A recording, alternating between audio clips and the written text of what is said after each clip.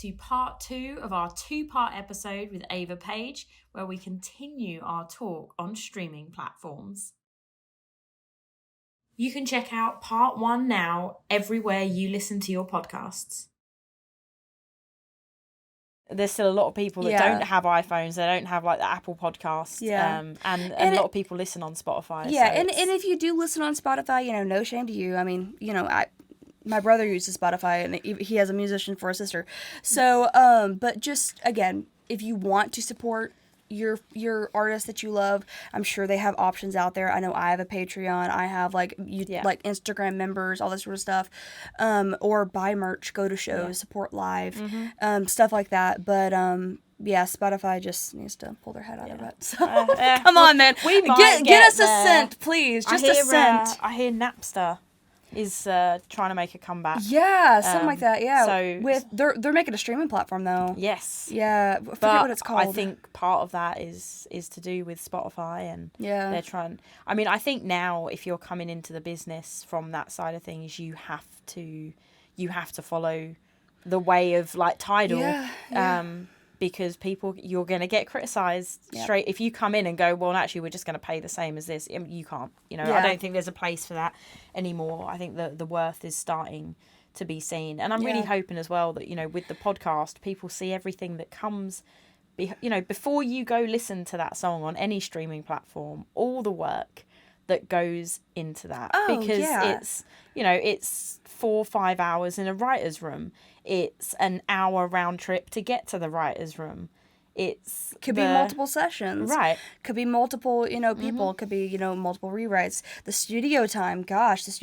It could take, for one song, probably over 15 people have put their hands on it, whether that be the master recording, mixing, the actual recording itself, the writers, there's so much that goes into a song. Takes a village. Yeah, there is thousands of hours of work in 3.5 minutes. Yeah. And it's crazy to think about, it's hard to get paid. Just pay those people.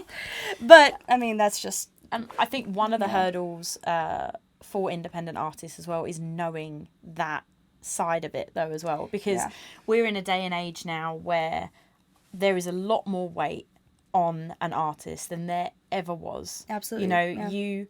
You can't have everyone do everything for you. I mean, like social media platforms, no one wants to see your manager or your PR person. Like no one wants to see them popping up on TikTok going, "Hi, this is Ava's TikTok." Like they don't want to see that person. Exactly. They want to see you. Yeah. That's your time.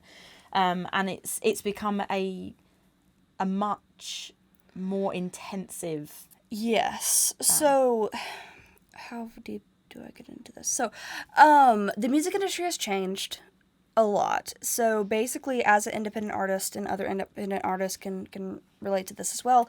So, back in the day, back in, like... the 90s or the 2000s, or it kind of started changing around the 2010s, but back then it would be, us as a label like this artist and we wanted to develop them, and so they would go to artist and say, "Hi artist, we like you, we're such and such label, we want to invest in you and we want to put money behind you and we think you can do well." Artists would go yay or nay, and then they would introduce them to their team and they would help develop that artist. They would help get them into writing rooms. They would help do this, do that, and build that artist up, and they would put their sole focus on that one artist. Flash forward to 2010s, writer artists started becoming a big thing, where all the artists that were, that could do the artist thing were also writers previously and writing for other artists. And more revenue got from that, and slowly but surely, Napster came out, streaming started coming out, and pirating music started coming out, and labels started bleeding money. And so they're like, this sort of thing is profitable because we don't not only get the label side of that money tree, revenue tree, we also get the writer side of that revenue tree. And so let's have these artists be writers. Flash forward to now, all we have is streaming platforms. There's almost no, physical copies of anything anymore. They, have run out of money on that side. So they had to figure out another way, and that is TikTok artist. Mm-hmm. So back again in the 90s, your sole focus would be on that one artist and developing them into they have a legacy career. These days, labels will, I kid you not, go on TikTok, find 10 people that are blowing up, sign all 10 of them, put a little bit of money behind all of them, hope one person comes, like, breaks out of that, and then drop the rest. And so it's become just a game of, who has the best TikTok numbers, and who has the best Spotify numbers, and who has this. It's brutal. It's brutal. It is brutal because it's not about the song anymore. It's so just like, okay, what can I do to hop on a trend to get the algorithm to like me so that people will actually pay attention? Now, do you think that being in Nashville, like being present here in Nashville in front of people, that changes like the weight of a song? Like, a song still holds some pull here? Yes and no. So it helps your career to be here, I do believe. Like, you can make it if you live anywhere. Honestly, I think if you play the social media game, that is right. You hear like, oh, you need to be in Nashville to ever have a hope. No, you really don't. It's like if you post on social media, you can make connections. Zoom writing is still a big thing, and you can do that. I think it's much more effective to be here if you can be here, because the music community here is so strong, and you will get networking opportunities that you never thought you'd ever get here in town, and you can make those in-person connections. Like, as great. And look, we all learned a lot over COVID. Yes. Which a lot that I would rather have not have learned and just not had COVID. But we did. We learned a lot about how do you communicate in those scenarios. Yes. And actually, my work as of the 1st of January, I am now fully remote, as opposed to we were in the office one day a week. And I kind of hate it because you miss that community. There is as much as you can talk to someone over a Zoom call and you can see someone's face, it is not the same as physically sitting in front of someone and get that. It's a very different connection, and it's a much more personal connection. Yes. And I think that is, I don't know where I was going with this. Yeah, but it's a much more personal connection. But the weight of a Nashville song, though, has not diminished, but it's like, I don't know how to explain this properly. There's so many of us here. Yeah. There are so many. Saturated. Literally, at this moment that we're recording this, there's probably over 150 songs that are being written at this exact moment. Right. And so, heck, it's freaking 3 o'clock. And so, they're probably just getting done, like, with their first session going to a second one. And so, it's crazy. But, I still say there's a magic here that cannot be replicated. I don't know if it's, like, if you walk into a studio and say, I wrote this song in Nashville, it's like, okay, many, But there's a certain magic here that is just, when you walk into anybody, you can't throw a stone in Nashville and not hit a musician. Right. I mean, we're all here for one purpose, and that is to create music. And so that is special, and that is amazing. But there's definitely a thing that cannot be replicated here. And I think I like to call Nashville a big, small town.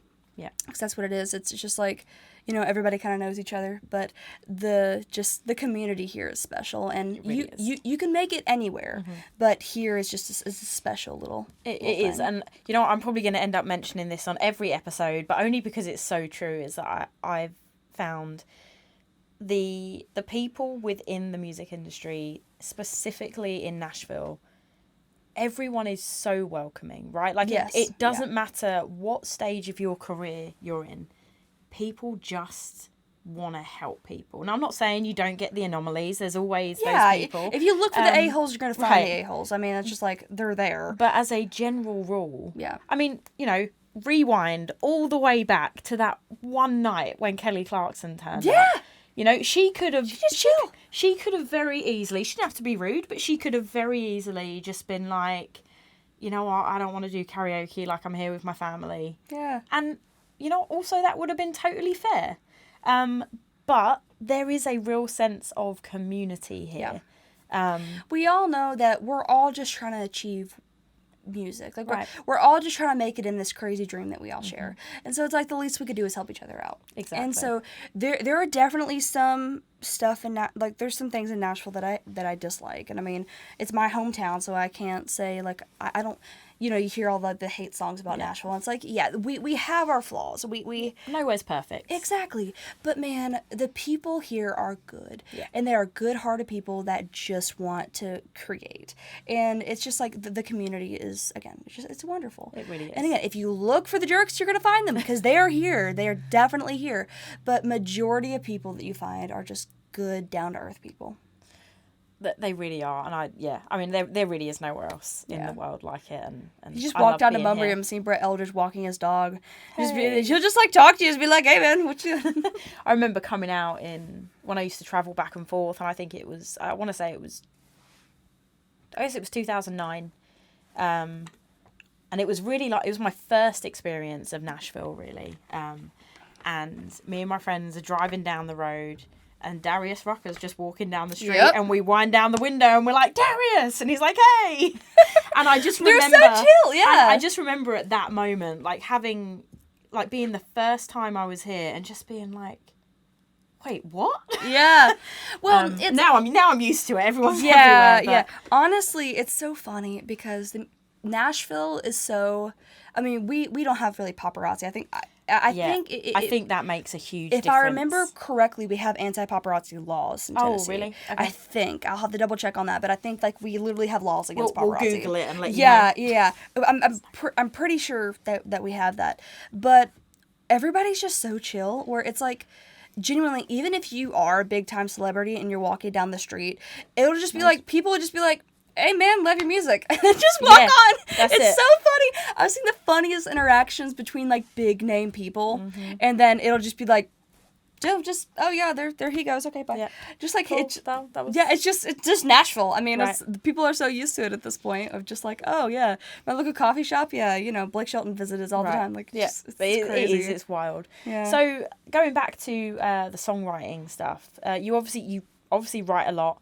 But you also go out and perform as an artist a lot. But you've had cuts with your songs. Like, I mean, how does that, for people that don't kind of know again how that process works? You know, you're in your writing room, you've got this finished song, then you go demo it, and then sometimes I guess it depends. Potentially, sometimes you're writing with artists. Yeah, exactly. Yeah. So, when you sit down in a writing room, we have writing sessions, right? Where typically nothing's impromptu. It's usually planned out. So sometimes writing sessions will be from 10 to 2, 10:30 to 2:30, you know, something like that. It's a couple hours.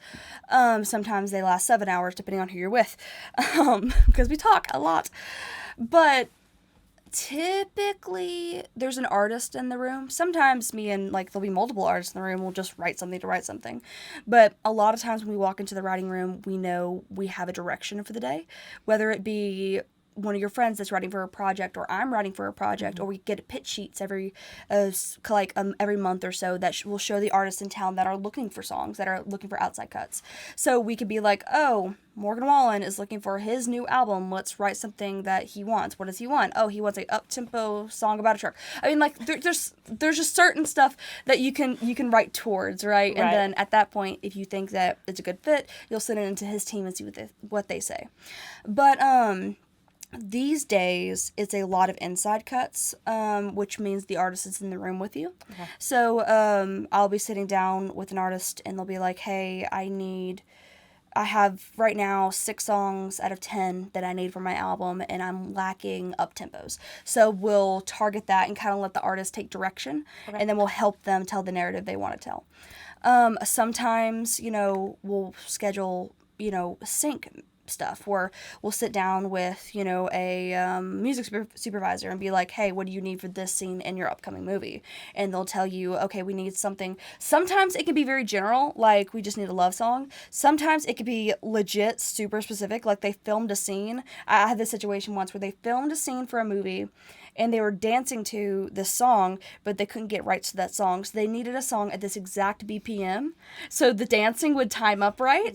But they needed a song at this exact BPM with the exact concept because it was like a love, like a dancing, like prom scene or whatever. And so they gave us literally specifics of what they needed. Wow. And that was the most wild right because, I mean, we're literally had a metronome going and timing it. Do you enjoy that rather than... I do. Yeah, I mean, country will always have my heart, but I love writing other genres. I mean, you have to in Nashville because, I mean, if you're just writing country, you're just writing one genre, you're missing out on 70% of the population. And I mean, Nashville now, you know, it isn't it's just songwriting country. capital of the country. It's no longer just country. I mean, there was a time definitely where you come here and that's all you all you even hear, back then. So Nashville got its mark because of the studios and because of the studio musicians here. Keith Burns has the wonderful documentary. I forget what the title is, but it's about Nashville and about the history of it. But Nashville was known as we had country artists here, and it was country because Tennessee. Right. But we were known as a songwriting capital. We were known as a studio capital.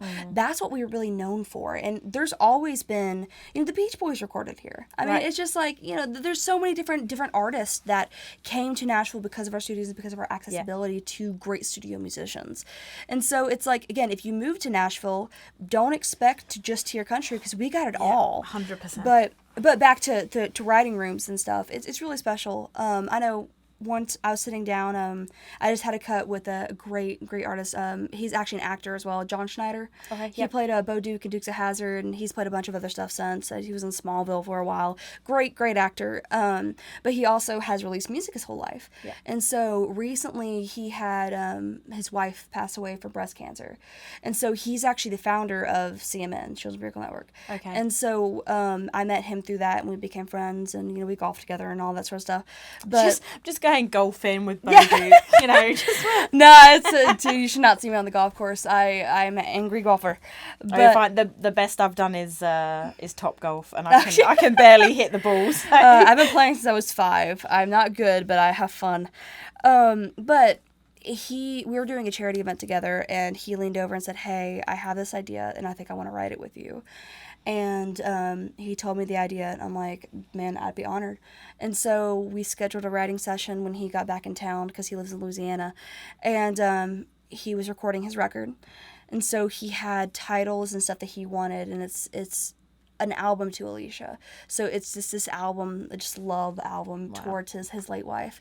And so it was probably the most special writing session I've ever been in my life because I brought in Marla Cannon, who's, you know, a great friend, and we knew we got the line when John would just look at us and start crying.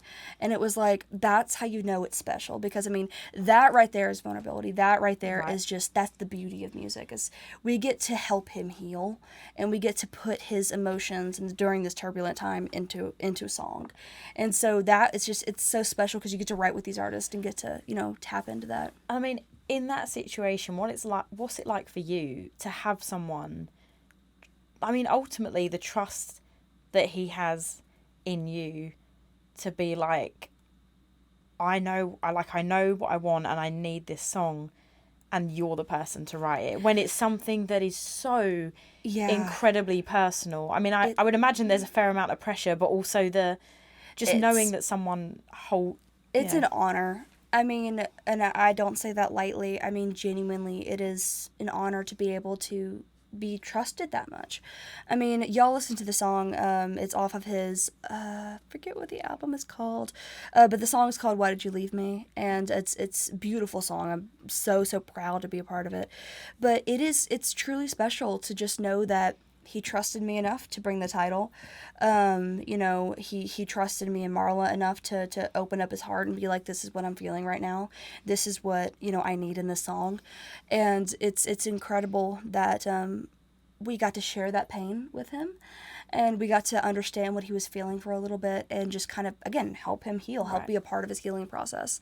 And y'all go check it out. Again, it's a beautiful album full of just amazing songs. But it's another link for the description. Yeah, please, yeah. I mean, I'm honored to have a song on it and honored to have written that with him. But it's a special. Again, it all goes back to music as a type of medium that's like no other. And I mean, we get to connect. And so it's his specific story, but it's a story that many people know. And it was just an honor to be a part of it. I think whenever you're writing stuff that is, like, you know, again, stuff that's so personal, as much as personal as it is, so many people everywhere, like across the world, people go through this every single day. You know, you have a heartbreak song or a song about losing someone, and the nuances, they're specific to you, but that general meaning of the song, it resonates with so many people, and that's what makes it so, like, you know, that song, that's his song, but there's going to be people that hear it, and it shows people that they're not alone, and they're not, their troubles aren't as special as they think, because it's like, you might think that you're alone in the world, but I swear there's somebody else who's going through the exact same thing that you're going through. And you sit and you hear that song, and you're like, wait, like this person, I don't know this person, but I've never met them, but they get it, and it's like a little bit of solace in, And it's so funny, might I add, that you can go into a writing session writing that, and then I have another cut with another artist called Can't Have My Dog, and it's the funniest song I've ever wrote in my life, and that just shows, like, it's so funny, man. You don't know what you're writing, but again, it's like, whether you want a song that'll make you cry, make you laugh, make you smile, like, there's a song for that anywhere, and it's just crazy that we get to be a part of that as songwriters. And I hope that all the writers out there don't forget how special our job is, and that we get to do this for a living. Isn't that beautiful? It is incredible, and I love it. So, do you see yourself, when you kind of look forward to your career, do you feel like you are heading, although you have music out as an artist, do you feel like songwriting and being a songwriter is kind of where you want to head, or would you like to? I always want to straddle the line. So I love both. I love artistry, I love songwriting, and in an ideal world, I'd never give either of them up. I know personally, I shift back and forth. So how I kind of plan my years, sometimes intentionally, sometimes unintentionally, depending on how just show season is going. I'll have months where I'm focused on writing, months where I'm focused on artistry, months where I'm focused on writing, but go back and forth. So I know in 2022, I didn't do as much writing as I did traveling, because I did 25 states, one different country, playing shows. I had probably over 100 different dates in different places and stuff, whether it be in town or out of town. Mm-hmm. And so when you're on the road, every other week doing shows and everything, you don't have time for writing sessions a lot. Right. So there'd be months where I'd have like maybe only one out of town show or like stuff like that, and then I get songs done. But a lot of times, I just had to take that year kind of focusing more on artistry. Mm-hmm. 2023 was the opposite. I did not as much traveling. I think I only did 17 states and stayed only did 17 states compared to 25. And a lot of them were just like a couple days and come back sort of thing. I did a lot more writing. So I released a single last year called Have to Be, and I was like in studio. I was writing for this year. I'm planning on releasing a bunch of more stuff artistry wise this year. Fantastic. I'm doing a ton of house concerts, which if you want to book a house concert, go to my social media page and you can figure out how to do that, because I'm doing a lot of house concerts and traveling a lot, and I'll post a line, like I'm going down to Florida next week, and so I'll post a line and see anybody on that line wants to book a house concert, we can talk, all this real stuff. So I just kind of go back and forth. Again, I always want to straddle the line, because songwriting is my heart. That is my love, my joy. I love, not even being the artist in the room. I love writing for other artists, writing for sync. Again, writing everything. Right. But I also love performing, and I love sharing those songs that I write, and I love telling a story on stage. And, I love, being with my band and getting, to play shows and all this sort of stuff. So I always want to straddle that line. Okay. So I actually want to go and touch back on the house concert thing, because I think that a lot of people are like, oh, I don't have the space. What? I don't have the space for a house concert. Shoot, you got a living room? There you go. So, and I think I know that people are like, oh, I'd love to do that, but like, I haven't really got like this and this and this. I mean, what do Have you people ever need? hosted a holiday mixer or party or anything at your house? A birthday party, you have a room for a house concert. There you go. It is so much fun. I know I have a blast doing it, and I've done quite a few now. And again, I have all that information on my social media pages. You can also sign up for my email list, and I do constant promos about stuff. Not constant, I'm not spammer, but it is there where you can look at the forums and stuff like that to book a house concert. But it's so much fun because I know me as an artist, it's so much fun to do an intimate concert because I get to share stories. I get to share, I just get to sit down in front of a microphone and tell y'all about the industry and tell y'all about Nashville, tell you about my experiences, the stuff that I've seen as an artist, stuff that I've seen as a songwriter. And it's truly like, full band shows are fun. Full band shows are great. Big shows are fun. But there's nothing like just sitting on a couch or sitting on a chair and just telling you how it is and telling you my story and just getting to play intimate, like just play to y'all. And I mean, play to that small crowd. And it's so much fun. It's that personal connection again. Exactly. Like you can, yes. Even just a handful of people. Yeah. But you know that every single person in that room is listening, like, and yeah, and I mean, and it's also, it's a lot less pressure for me as well, because I know y'all just want a good time and I just want a good time, and so I get to crack up with you. If you have questions, I get to answer questions, because I know there's a lot of mysteries surrounding the music industry, and I love to talk about the music industry and love to talk about, my story, my process, my, my experience with doing music professionally. And it's super fun. Again, I bring all my own sound system, my own setup, my own light set, my own everything. I sell merch, all that sort of stuff, so you get to keep something from the concert. And it's just a super fun way to host a get-together, but you get a little something interesting for your entertainment. So all you got to do is just open the door when you arrive and job done. Yeah, I'm there. Yeah. So I have everything, but it's so much fun. I've been doing more and more, and again, I post lines. I'm hoping to do that more this year, where I'll just I'll have a show, and then I'll say, hey, if you fall near this line where I'm heading down, like to Florida, if you are in Georgia, Alabama, wherever you are on that line, and you want to book a concert, just let me know, and then we'll talk and, see if it's a good fit or not.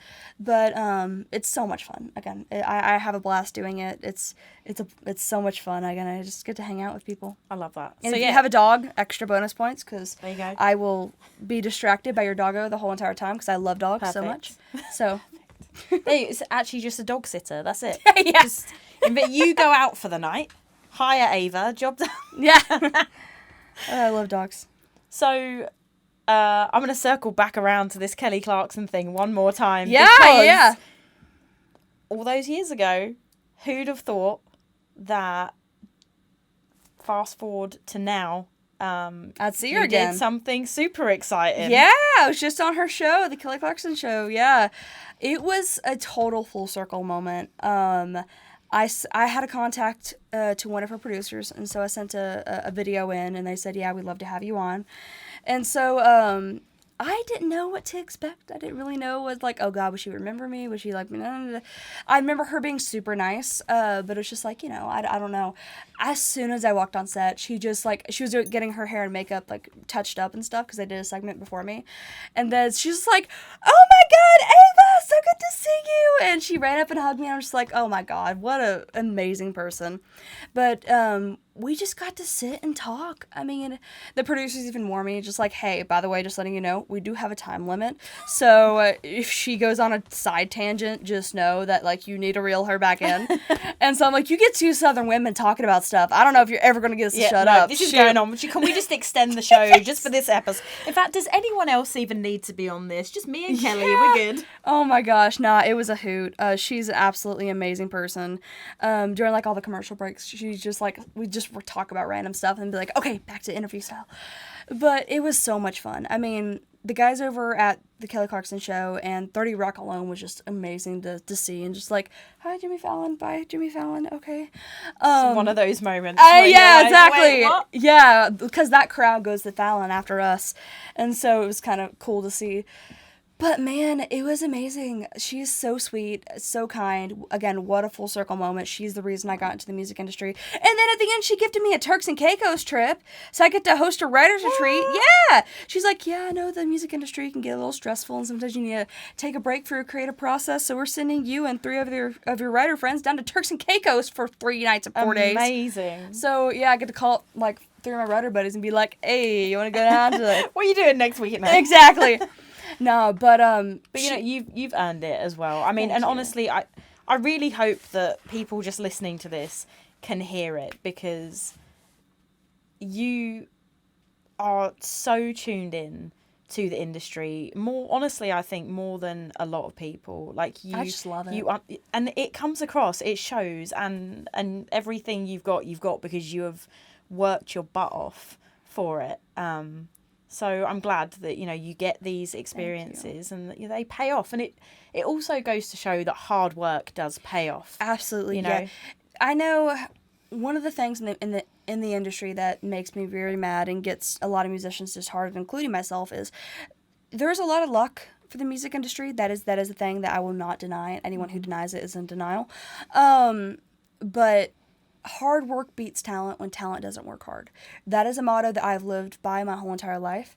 And it truly shows where, yeah, the music industry is a lot about luck. The music industry is a lot about the right note in the right ear at the right time. But it is your job to put yourself in those scenarios 100%. where the right note can enter the right ear at the right time. So it's like, if anybody ever tells you, oh, you're just luck-based, no. God, there's so much that goes into putting yourself in those circumstances where you can be heard. And so if anybody out there, again, is wanting to pursue the music industry and wanting to go into it, it's a daunting industry.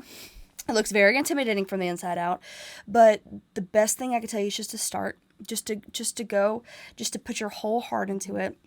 And again, work hard, because that hard work and that effort will set you apart for anything else will. And for the life of me, I cannot remember it off the top of my head, but if you guys go back and listen to the Tommy Harden episode, which is going to be episode 3, he gave me an acronym for luck, and off the top of my head, it is completely escaped me, but it was about the fact that yes, luck is involved, but you have to put yourself in the way of it. Lainey Wilson got a little lucky with her manager, but she put in the work for 11 years. So it's like, luck doesn't happen. There's no such thing as an overnight success. Mm-mm. There is hours upon years of work that is put into these circumstances so that you can call them lucky. Yeah. And so it's again, it looks daunting from the inside out, but you just got to put in the hard work and, just work at it. 100%. Yeah. So, just last thing, I want to touch on any music you have coming out. Yeah, so I released a single a couple months ago. Actually performed it on the Kelly Clarkson show. It's called Have to Be. It's a little bit about my cancer journey and my story. I played it at a lot of cancer organizations. And so I kind of wrote it for my fellow warriors, but also anybody who's going through anything. I mean, 2020 was a rough year for all of us, and that's when I wrote that song. And so I was I'm so proud to release it, and it's out there on all streaming platforms, including Apple Music and Tidal and Spotify. Spotify. No, but it's out everywhere. You can go check it out. I also have merch for it, so you can go get that on my merch shop and all that sort of stuff. If you look up at Ava Paige Music, AVAPAIGE Music, I know it'll also be linked. Yeah, I'm throwing them all in. Oh yeah, this is going to be the longest description of any of my podcast episodes. We're just going to have all the links and click on every single link. No, a lot of them is like, if you go to my social media and you'll see a link tree, it's usually all there. So like that'll have everything listed. But I have some really cool plans for 2024. I'm excited. I have some stuff on the lineup to be released. Turks and cake. Yeah, including that, yeah. But I'm teasing a bunch of stuff on the TikToks and Instagrams and all that sort of stuff. So we'll see how it goes. But I have a little bit of a timeline that I'm hoping to follow this year of music released. But we'll see what happens. And I'm really looking forward to it. Me too. I'm really excited to see what you come out with. And like I say, I mean, you've clearly worked incredibly hard, and I wish you all the best for 2024 and beyond. Thank you. Yeah, I just keep doing what I love. Yeah, guys, book some house concerts. If you are anywhere that Ava happens to be playing, Yeah. show up, buy all of the merch. Or if you just need a dog sitter. Or if you just... Kidding. So actually, tomorrow night... thank you so much for coming in. This has been a pleasure, honestly. I really appreciate it. Everyone, we are going to be back next week with another brand new episode. I cannot wait. Come back and join us if you haven't already. Like, follow, share, all the jazz. And all the country. I don't know. What am I saying? Who knows? Let's do it. We'll see you again next week. Ava, thank you so much. I don't know what that was. I just cut the au revoir out because that was weird. Thank you for having me.